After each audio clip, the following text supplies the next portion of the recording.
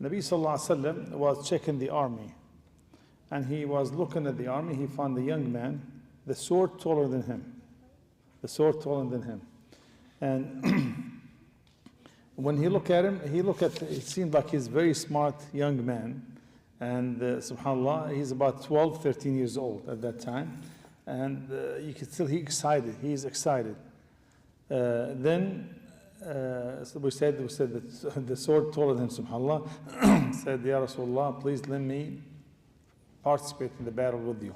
May Allah, I give up my life and ransom for you, Ya Rasulullah. I want to fight with you under your leadership.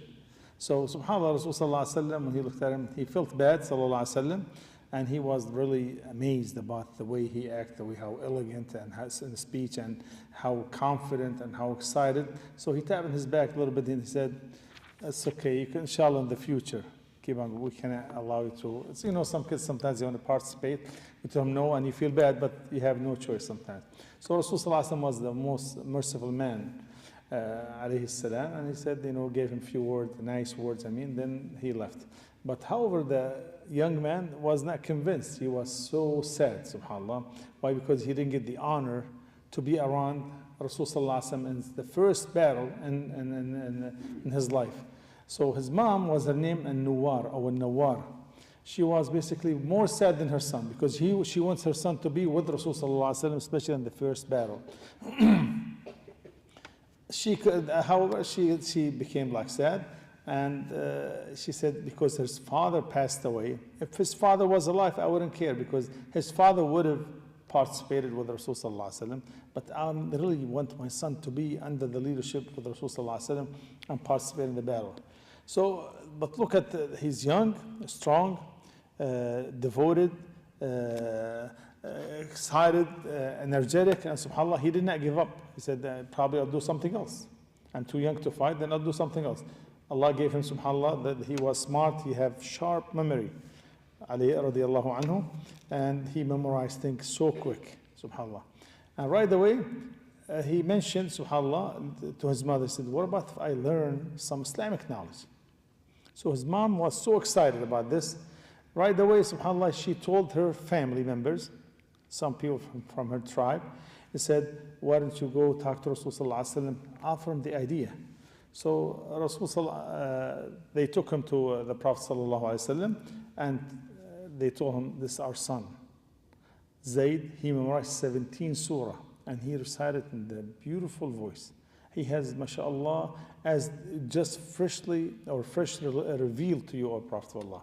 So Rasulullah, on top of this, he said, he's smart. They told Rasulullah, he's very smart, genius. He knows how to read and write. And this is something that's not available as easy as you think back in the days. Not everyone could read, only few. So he had something, couple special things. One of them, on top of him, he can read and write. And they told him he wants to become closer to you and learn from you, O Prophet of Allah. Rasulullah asked him to recite some ayat from the Quran. When Rasulullah he saw him excited and recited the Quran in a beautiful voice, radiallahu anhu.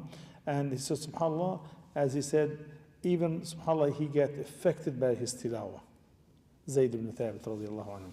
And the way he stopped in the ayat, the waqf, he knows what he's talking about. He does not stop anywhere. Someone with knowledge, because a lot of times they call it waqf qabih, is an ugly stop in the Quran. Sometimes you cannot. You should not, or some stuff haram to stop, but he knew where to stop in the Quran, subhanAllah. And shows like they said he must be like very understandable. So the Prophet ﷺ was so happy and to see such a beautiful kid, excited about to learn, smart, knowledgeable, and he's willing again to learn. He said, then Rasulullah told him, I have a mission for you.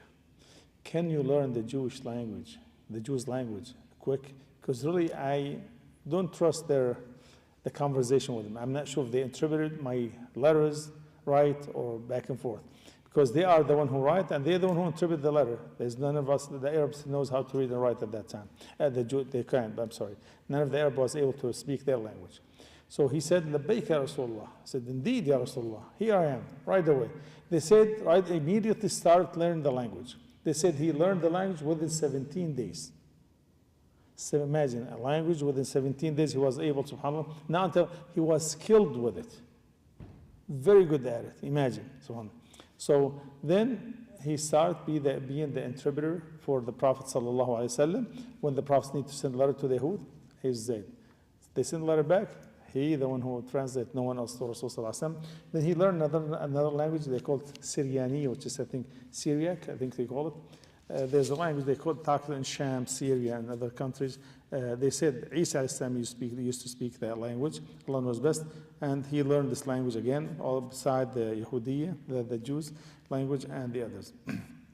Then Rasul sallallahu alaihi wasallam said, he's trustworthy. He's not like anyone else. Radiallahu anhu wardah. And he said, I can trust you to write even the Quran.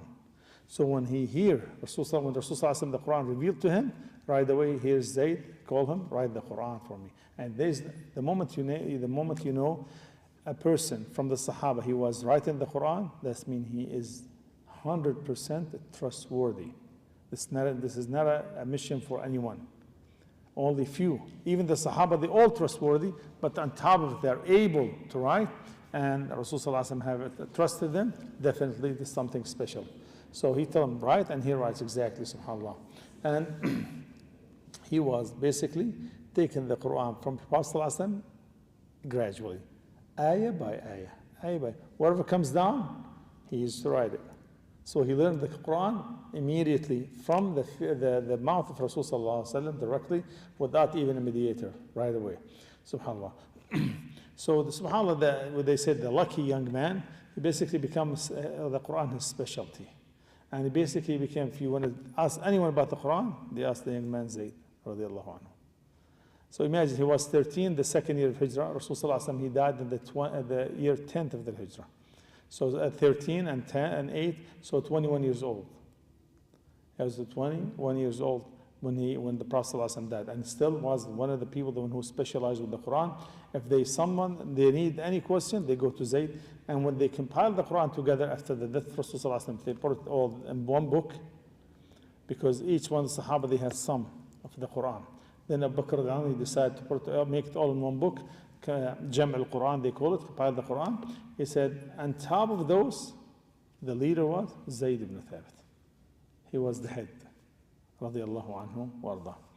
And basically he reached a level, subhanAllah, he intended something, but Allah gave him something way higher than what he intended for. To imagine he's on top of the committee, the one who compiled the Quran together.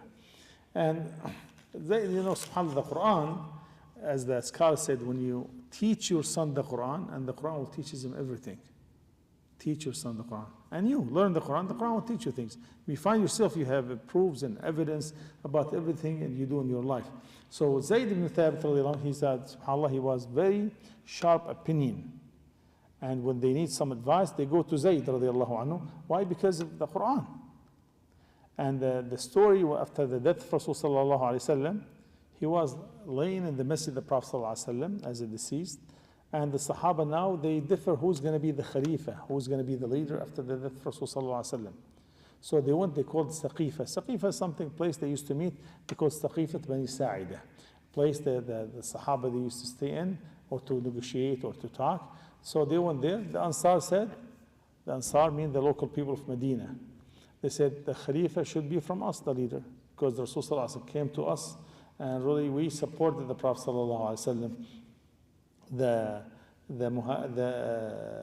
Muhajirin, the immigrant, the one who came from Mecca, said, no, the Khalif should be from us. We the one who were Muslim first, we left our hometowns and so on. And someone said, okay, let's take turns, it should be in both of us, let's help each other. SubhanAllah,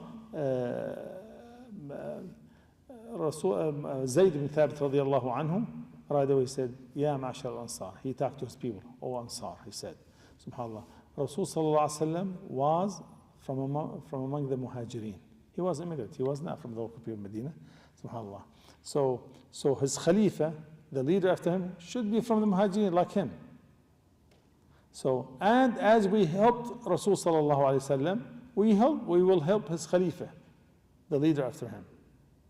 So right away he went to Abu Bakr and he said, he shook Abu Bakr's hand. He said, this is my pledge of allegiance to Abu Bakr as the Khalifa Rasul sallallahu alaihi wasallam. Then after that, all the Sahaba, they agreed upon That's Abu Bakr al-Khalifa. Of course, there's more than a story how did the Khilafah came to Abu Bakr, but this is one of the stories how Zayd ibn Thabit was one of the reasons to make the Khilafah in Abu Bakr and Quraysh after the death of Rasul sallallahu alayhi wa sallam. So Zayd, after the death of Rasul sallallahu alayhi wa sallam, became, like I said, he's the Quran, his specialty. Any issue with the Quran, anything is not clear, anything is just like, just like vague or something they don't understand, right away to Zayd radiallahu anhu. They ask him, they seek his advice, any issue. When come to the heritage, how the percentage for each one of those heirs, they go right to the Zayd ibn Thabit to decide this get 1/3, this get 1/2, this get 1/5, and so on. He was so good at it. Any issue right there too, and this is require lots of math, how to divide the heritage between the heirs. So this is something. Zayd was one of the top people. One time, Umar radiallahu anhu made the khutbah, a speech, in a place called Al-Jabiyah. Al-Jabiyah close to a city called Dar'a in Syria, about 20 miles from my city, which was I'm from. And he, Umar Khattab, after the battle of Yarmouk, they called a place called Al-Jabiyah, still the mountain. I've been there. I see it there, still there, subhanAllah. He said, if you want to ask about Quran, he made a speech. If you want to ask about the Quran, he said, you can ask Zayd ibn Thabit. He didn't say, ask me. The most knowledgeable one among the Sahabah with the Quran, he said, ask Zayd. And he was probably 30, not 30, 27 years old, 28 years old, radiallahu anhum. He said, if you want to ask about fiqh, understand Islam, ask Mu'adh ibn Jabal. If you want to ask about money, ask me. I'm the one who entrusted with the money. Now, subhanAllah, the Sahaba, they knew the status of Zayd because of his knowledge. As the Prophet ﷺ said, إِنَّ اللَّهَ يَرْفَعْ بِهَذَا الْقُرْآنَ أَقْوَامٍ. Allah will raise the status of people with the Quran. Meaning the one who memorized the Quran, the one who applied the Quran, Allah will raise their status. SubhanAllah. And Allah have raised the status of Zayd and his students. They were used to basically respect him so much. He taught him the Quran. If there's any question with the Quran, go to Zayd radiallahu anhu.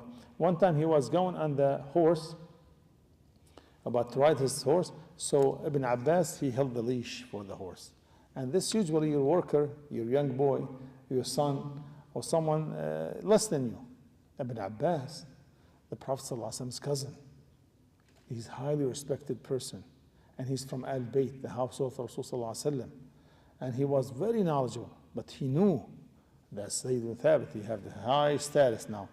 Said, so Zayd, subhanAllah, he didn't like that because this is the cousin of Rasulullah ﷺ.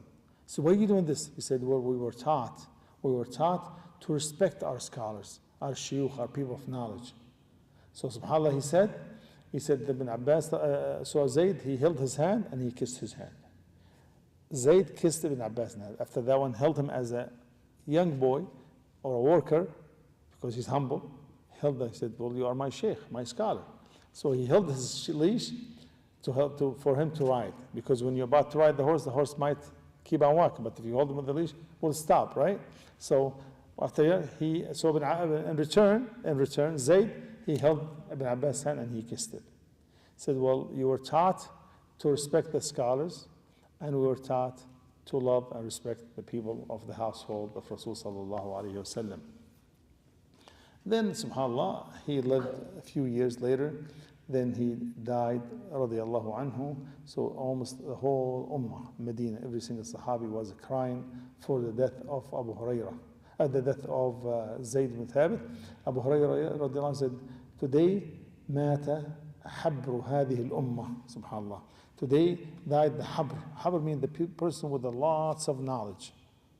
Today the habr, subhanAllah. They said when he was buried, he said there's a lot of knowledge was buried in this grave.